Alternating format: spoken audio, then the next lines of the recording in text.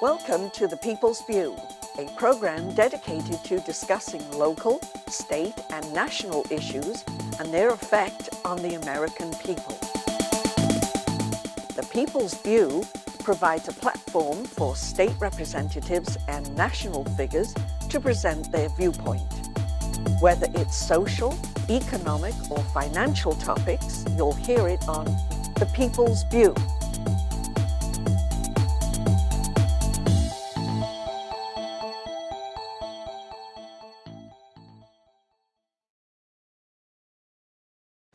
Hello, this is Representative Carl Seidel. Welcome to The People's View.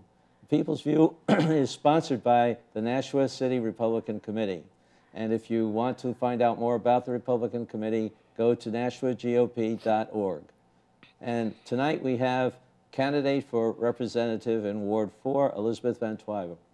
Elizabeth, welcome to our People's View. Thank you for asking me, Carl. I appreciate the opportunity to talk to you. Well, I was trying to find out a little bit about all the candidates that are running, and I want to know what got you motivated to run for office, because you've already been working hard on the Board of Education.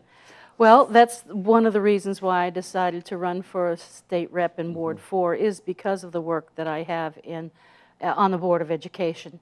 And I'm really concerned about the way education is going, and if I'm elected, I hope to work on the Education Committee, helping them to keep the cost of education down. And also, we have a lot of things coming down the pike that will affect the schools, and I want to be a part of that and hopefully help improve things for the school departments. So you've already worked a little bit with the state educators, or not? No, I have Okay. not. No. I would like to be more closely related with the Department of Education and learn more about them and their goings on and whatever. So.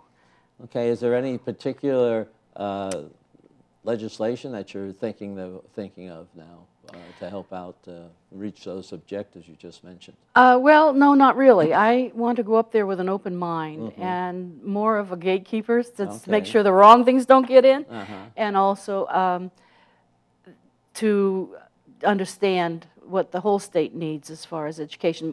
One of the things that bothers me quite a bit is higher education and the cost of it. I think that it's reprehensible, the cost of education, when a student goes through and comes out with $30,000 worth of debt in them. And that, to me, is unbelievable. My whole education cost me $3,000. And, of course, it was 50 years ago. But it did provide the right things, the right education for me to work in the computer industry for 40 years. And I worked with some of the finest engineers, both software and hardware. And I figure if I can do it, anybody can do it. But if you've got a debt of $30,000, I paid my loan back in 10 years, which was a good thing. I think it's the same program that we have today, but I paid it back. But I just can't imagine coming out. I think that the people over in UNH who make these unbelievable salaries, it's just hard for me to accept that. So that would be one area that I would look at. I heard that they just reached an agreement, UNH, for a 4-year contract. Is that are you aware of that? No. Okay. Well, I was just thinking, because that bothered us up there. I serve on the Public Works Committee, but we handle the capital budget. And so when they came in with their capital budget request, and they were the professors over there were turned down a 4.5% increase that to them wasn't enough. We didn't think that they deserved any money. So that's part of the problem this last year of why they didn't get the money. They said take it out of administration. The other thing they're trying to do with is that the Chancellor's office had grown from about 7 people to 70-some people, and they couldn't understand that. Is that something that you would look at too? Sure, I certainly would. 4% increase. You know, every industry in the United States has dropped in salaries. I took a big hit when the job market in the computer industry 10 years ago, and it took a big hit. Every industry has done that, and in this environment, this economy, it's hard. I mean, where is that money going to come from? If you give them that money and you have to lay off some people later on, it's just, I've been through so many layoffs in the computer industry. It's tough. It's tough, and I don't like to see that. I know that we had a little discussion at the school board about increases for our unaffiliated, and they didn't get a very big raise from us this year, the 2%. Yeah, well, it was even tougher for us at the county level. We didn't give anybody a raise. Well, they just level funded everybody. Yep.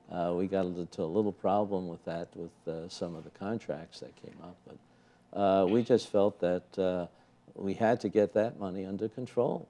I mean, it's not a big part of the taxes that go to everybody in town, but it's a part of it, and we're trying to slim down government.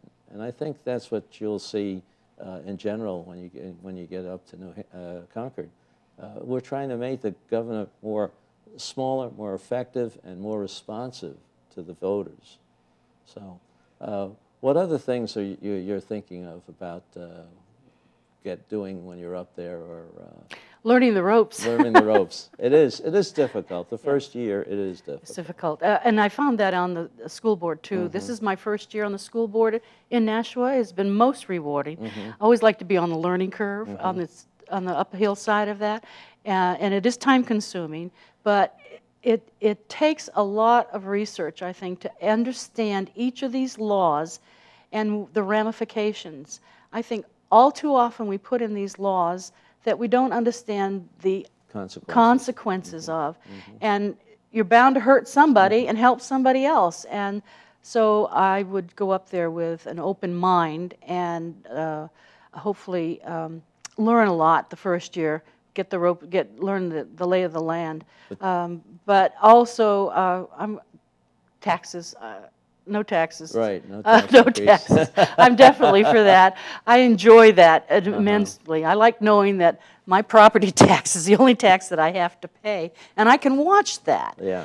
I like that about New Hampshire. Well, I don't think people realize that has a benefit too, having just one tax like that, because education is a big part of the taxes. Tell me about it. Especially from the local level. And we want to try to keep most of that control at the local level. Right.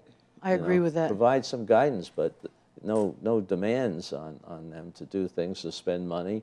I think, well, how do you feel the state should be involved with any funding? From the standpoint of what's going on this year, it looks like most people seem to favor just certain help in construction aid or in special needs. But that was the focus of their limit on the state part of the funding. Do you have? Well, I'm not sure what the question was. Oh, I was just wondering what you thought about the state's portion of funding education.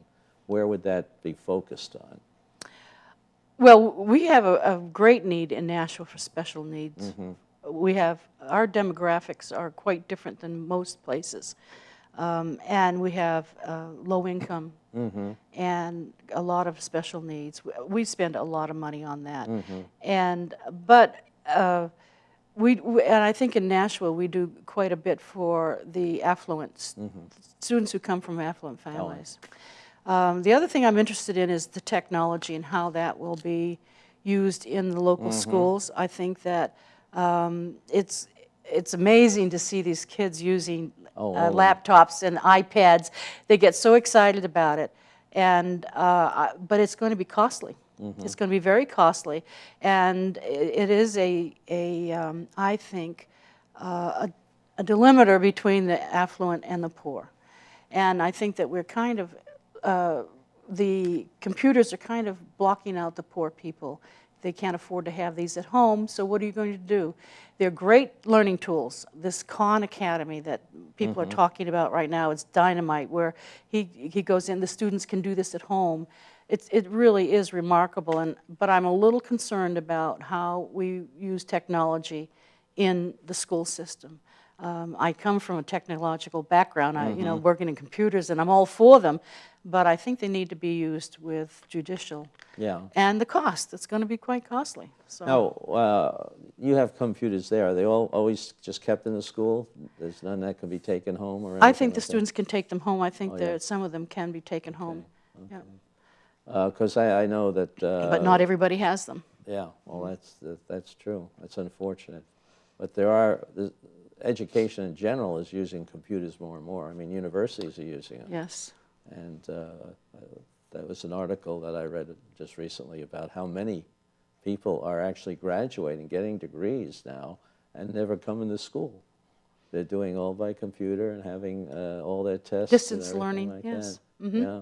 And I know UNH is starting to get into that. Is that something that, I don't know, how is the school at the high school level, let's say, handling that education? Are people able to look at some things, teach themselves by, if they had a computer? Well, there is, yes, there is. There are special programs for that. I know mostly from the elementary schools and the middle schools. That they use it in the classroom. The teacher will bring in the system and display things and use it as a resource, but not, entirely the whole training of it. So that is. I sometimes think that maybe the teachers are going to be overwhelmed with so many resources that they have, but there is work going on with curriculum that.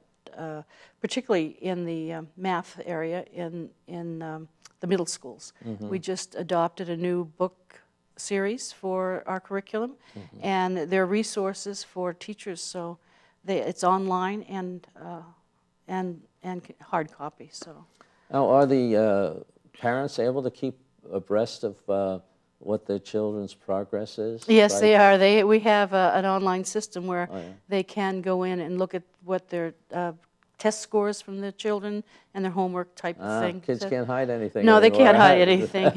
Well, from those who do have the access, those if you don't have a computer at home, you cannot do it. Could they go to the library and do that? I'm not sure about that. I would think so.